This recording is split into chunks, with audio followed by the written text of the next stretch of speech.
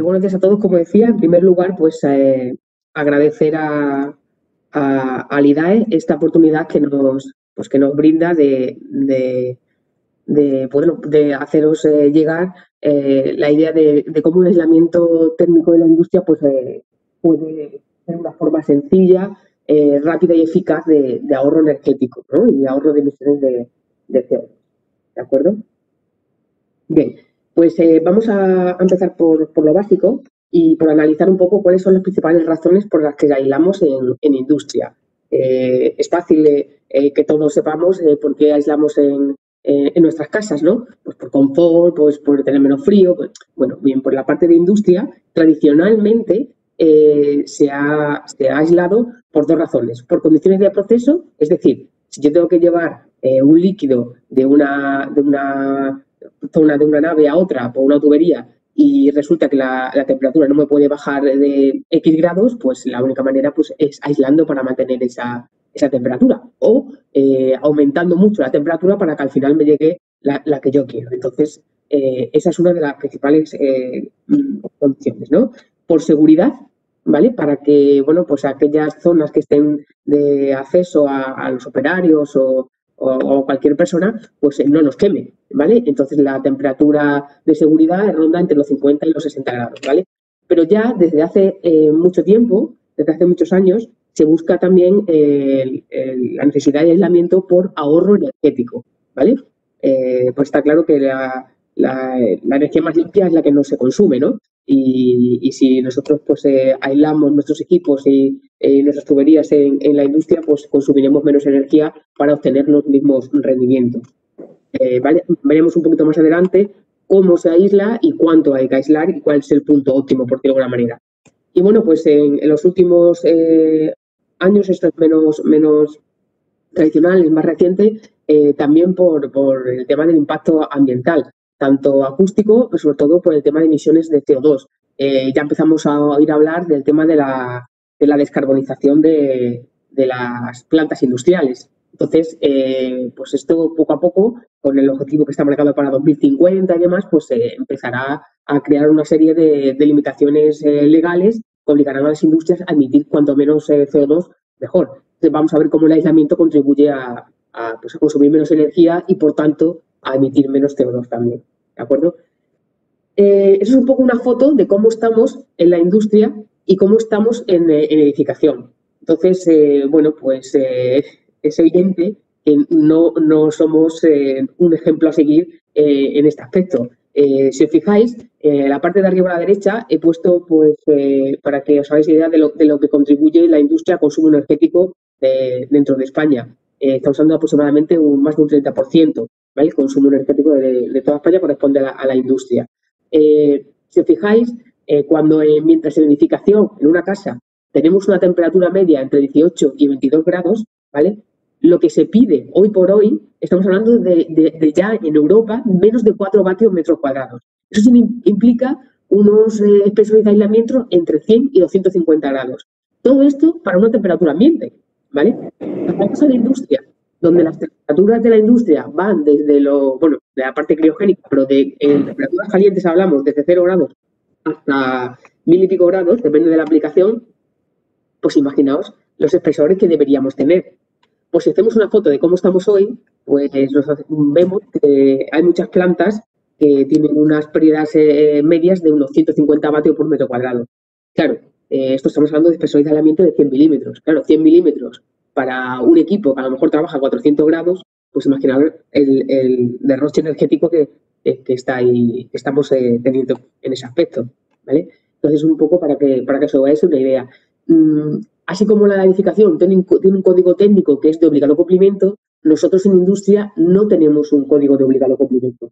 Es decir, se aísla, hay normativas que ayudan y acompañan a las propiedades y a los instaladores a ver cuál es el mejor espesor de aislamiento y el mejor material, pero no hay ninguna restricción legal, ¿vale? Queda un poco a la mano del operador de la planta y del que construye y de las ingenierías. Entonces, un poco, bueno, hay nuestra labor también de hacer llegar al mercado que a todos nos interesa, ¿no? Tanto al que opera como al que ejecuta la planta y demás.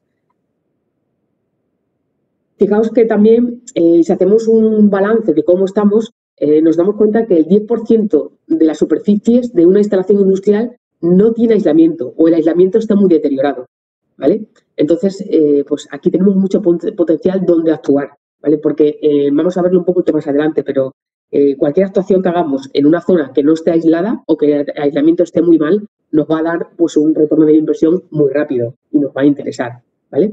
El 90% de las zonas que sí que están aisladas, pues no están aisladas con el espesor óptimo, con el espesor que debiera. Es decir, que se puede incluso mejorar sus pérdidas energéticas en más de un 75%. ¿Vale? Entonces, esto es una foto de cómo estamos hoy en la industria en cuanto a aislamiento industrial. ¿Vale? He hablado al principio y he comentado también que de hace unos años para acá, pues todos escuchamos hablar de la descarbonización de las plantas industriales. Las emisiones de CO2 pues, también son importantes. Y fijaos que si nosotros aislásemos todas aquellas zonas que están por aislar y todas las que están mal aisladas, podríamos ahorrar el 1% de las emisiones de CO2 que se emiten en toda Europa. ¿Vale? Entonces, fijaos en la dimensión de la cuestión. Y si hablamos en temas de la industria europea, estamos hablando de reducir un 6% las emisiones de CO2, ¿vale? Ahí aparecen un poco las toneladas, pero bueno, a mí en el tema de toneladas pues quizás nos podemos perder un poco en los números, pero en el tema del 1% y el 6% pues son muy claros, ¿vale? Vamos a entrar un poco en ver un poco los materiales aislantes que hay en la industria. En la industria es muy amplia, ¿vale? Y hay muchos tipos de materiales aislantes. Lo que aparece aquí es una representación, ¿vale? De lo más habitual. El primero de todos es una manta cerámica, ¿vale? Que se utiliza sobre todo para altas temperaturas. La segunda imagen, pues veis ahí un biocelular que se utiliza sobre todo para criogenia y otras aplicaciones que son productos hechos muy a medidas de célula cerrada, ¿vale? El de la derecha del todo de arriba es un silicato cálcico, que también son piezas hechas muy a medida. Las espumas elastoméricas, que es la que está en la fila del medio, ¿vale? Y la parte de abajo a la izquierda veis las lanas minerales, ¿vale? Las lanas minerales, la primera que aparece, el rollo, es una manta armada y lo siguiente es un panel. Las lanas minerales son el 80% del aislamiento que se instala en la industria, es decir, es lo más instalado en la industria. Ahora veremos por qué, ¿vale? Pero es el producto o la gama que más se instala. ¿Vale? Y lo último es un aerogel, que es un producto pues, bueno, de última generación, pues, que se utiliza en zonas muy concretas porque bueno, pues, son espesores muy pequeñitos, tiene una conductividad muy buena, pero cuesta mucho instalarlo y tiene un precio muy elevado. Vamos a centrar un poco en las lanas minerales, que es un poco lo que nos ocupa y que en realidad es el material más utilizado. Las lanas minerales pues, no son más que pues, fibras que van entrelazadas, ¿vale? Que están unidas con algún ligante, ¿vale? Y que se generan por un proceso de fusión de arena en el caso de la lana de vidrio y de roca basáltica en el caso de la lana de roca. Hay tres tipos de lanas minerales en el mercado: la lana de vidrio, la lana de roca y el Ultimate, ¿vale? Entonces aquí veis un poco el formato de todo lo que hay, desde la borra que va a granel pues hasta paneles, rollos, coquillas, mantas armadas. ¿Qué se utiliza en cada caso? Pues depende un poco de la aplicación. ¿Vale? Quizás el producto más estándar es la manta armada, que es un poco más versátil, que vale para casi todo. ¿Vale? Pero aquí, bueno, pues en la guía que tenemos publicada y que está publicada en la página del IDAE, pues también podéis entrar y ahondar más en qué utilizar para cada cosa. ¿De acuerdo? ¿Por qué es el material más utilizado? Bueno, pues porque es un aislamiento térmico, acústico y de protección contra fuego, ¿vale? Es un aislamiento que se instala más o menos fácil, ¿vale? Es una solución económica, estamos hablando de entre 3 y 20 euros metro cuadrado, comparado con el resto de soluciones que hemos visto al principio de otros materiales que hay, pues es algo bastante económico, ¿vale? El tiempo de instalación es más o menos rápido y la temperatura máxima de servicio, que es MST, llega hasta 700 grados en el caso de la lana de roca y hasta 400 en el caso de la lana de vidrio, ¿vale? Más allá de 700 grados tenemos que ir a buscar otro tipo de materiales que tenemos en la industria, ¿vale? No absorbe agua y dependiendo de qué producto, pues tiene propiedades mecánicas que se utilizan, por ejemplo, para los techos de los tanques o para pasarelas y demás, ¿vale? Depende de qué producto. ¿Cómo seleccionamos un aislamiento? Pues estos son, vamos a aplicar aquí en esta slide, los parámetros que tenemos que tener en cuenta, ¿vale? Para seleccionar el aislamiento. Principal y básico, la conductividad térmica y la resistencia térmica, ¿vale? La conductividad térmica es una propiedad intrínseca del material, ¿vale? Es algo que lo caracteriza. Cuanto mejor, cuanto la conductividad sea más baja, mejor comportamiento térmico tendrá, ¿vale? Ya sabes que en industria pues la conductividad se define por una curva que va en función de la temperatura, no es un parámetro solo como se habla en edificación, ¿vale? Y la resistencia térmica que va a depender de esa conductividad y del espesor que pongamos. Evidentemente, cuando más espesor, pues mejor rendimiento térmico vamos a tener, ¿vale? La temperatura máxima de servicio, muy importante, a consultar siempre las fichas técnicas de los productos, ¿de acuerdo? El comportamiento químico, es decir, cómo se comporta frente a la corrosión, muy importante porque ya sabéis que los materiales en la industria pues van luego con, se le pone una especie de lo que solemos llamar comúnmente cladding, que no viene a ser más que pues, el recubrimiento de acero inoxidable o acero galvanizado y demás, que replicarán mis compañeros, y bueno, pues ahí la tubería si es de acero, pues entra en contacto puede si entra el agua, puede haber corrosión, y por eso tenemos que definir un poco los parámetros de concentración de iones y demás, ¿vale? El comportamiento a fuego, muy importante. En general, las lanas minerales suelen ser A1 o si llevan algún revestimiento, quizás A2 S1 de cero. Pero el comportamiento es muy bueno, ¿vale? Comportamiento acústico, ¿vale? Cada vez nos encontramos más requerimientos acústicos en la industria. Y el comportamiento mecánico, por si lo necesitamos en alguna aplicación determinada, ¿vale? Esos son los parámetros que tenemos que tener en cuenta a la hora de seleccionar un aislamiento. ¿Qué influye en el aislamiento? Pues después de un análisis, si viéramos unos ejemplos de las pérdidas energéticas en cada caso, veríamos que lo que más influye en la eficiencia térmica del sistema que instalemos son dos parámetros, la conductividad y el espesor. Es decir, que lo más importante es seleccionar un buen aislamiento acorde con la aplicación que tengamos y el espesor, ¿de acuerdo? Luego hay otros parámetros que también influyen, como pueden ser los puentes térmicos, ¿vale? Y la emisividad del cladding, es decir, depende del cladding que pongamos, ¿vale? Esto siempre nos vamos a preguntar, cuando tengamos una instalación delante, ¿cuál es el espesor que yo tengo que poner a mi instalación para espesor óptimo? No se trata de poner un espesor infinito para que no pierda nada la instalación, no. Se trata de poner un espesor óptimo. Hay un montón de fórmulas y si hiciéramos, pues, habría que hacer un montón de cálculos para conocer este espesor, ¿vale? Están relacionados en función del coste de instalación del aislamiento y en función del coste de la energía, ¿vale? Hoy en día hay muchos software de cálculo que están disponibles para los usuarios, están disponibles de forma abierta, online. Tienen una base normalmente de base de datos general, incluso te deja meter, pues depende de qué software, pues el producto que tú quieras para ver cómo se comporta, ¿vale? Entonces no es necesario hacer un montón de hojas Excel con un montón de cálculos que nos pueden llevar en algún momento a algún error, ¿vale? Os he puesto también a la derecha arriba pues una gráfica de cómo la influencia de las emisiones de CO2 nos llevará a un espesor de aislamiento mayor para intentar compensar esas pérdidas también por emisiones de CO2, ¿vale?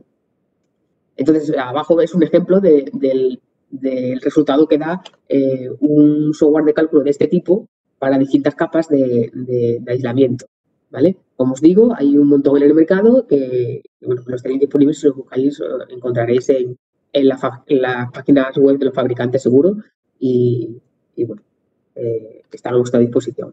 ¿De acuerdo? Eso es una herramienta, ¿vale? Nos encontramos en muchas ocasiones especificaciones técnicas antiguas, tradicionales, en las que pone, pues, resulta que pone que el aislamiento tiene que tener una densidad de no sé cuánto, con un espesor de no sé cuánto. Pues hay que analizar un poquito las especificaciones técnicas tradicionales, porque la densidad en concreto no es una propiedad, es una característica del material, pero no es una propiedad que te vaya a dar mejor o peor aislamiento, ¿vale? Hay que ver un poco con lo que hemos hablado. La actividad, qué espesor ponemos, la temperatura máxima de servicio, esos son los parámetros que tenemos que tener en cuenta, ¿vale? Entonces hay que poco a poco pues ir revisando esas especificaciones antiguas, pues claro, que a veces seguimos trabajando un poco por comodidad y por no consultar quizás, ¿no? Hay más herramientas. Otra herramienta son las auditorías energéticas, ¿vale? Mis compañeros hablarán de ellas más adelante, pero yo solamente quiero hacer una breve introducción. Y esto es un ejemplo, para que os hagáis una idea, de una termografía, de cómo se ve muy claramente. Una termografía es una herramienta muy buena para detectar dónde tenemos puntos calientes y puntos de mejora, ¿vale? Fijaos aquí cómo es muy común el no aislar las válvulas, las bridas y esos elementos que al final necesitan un mantenimiento y resulta que es muy fácil, pues, o es muy cómodo, no lo aíslo para que luego cualquier mantenimiento no tengo que quitar el aislamiento. Bien, pues hay soluciones de aislamiento muy específicas para este tipo de elementos, tipo colchonetas y demás, ¿vale? Que permiten aislarlos. Y vamos a ver cómo, si nos centramos en aislar las partes estas que no están aisladas o que están muy dañadas y hacer una pequeña auditoría, vamos a ver cómo si hacemos una pequeña inversión, vamos a recuperar esa inversión en menos de un año. Entonces, los tiempos que corren, todos los que trabajamos en proyectos, sabemos bueno, pues que un proyecto se ejecuta en función un poco de los tiempos, ¿no? De los tiempos de retorno de la inversión. Un tiempo de retorno de inversión menor a un año, pues no todas las inversiones pueden contar con esta característica. Entonces yo creo que, bueno, que no perdáis la oportunidad de si trabajáis en plantas industriales o trabajáis en proyectos de este tipo, pues tener en mente el que el aislamiento es una herramienta muy fácil, muy sencilla, que da muy buenos retornos y que, bueno, que contribuye a la eficiencia energética, tanto en ahorro energético como en ahorro de emisiones de CO2. ¿De acuerdo? Pues hasta aquí mi parte. Gracias a todos.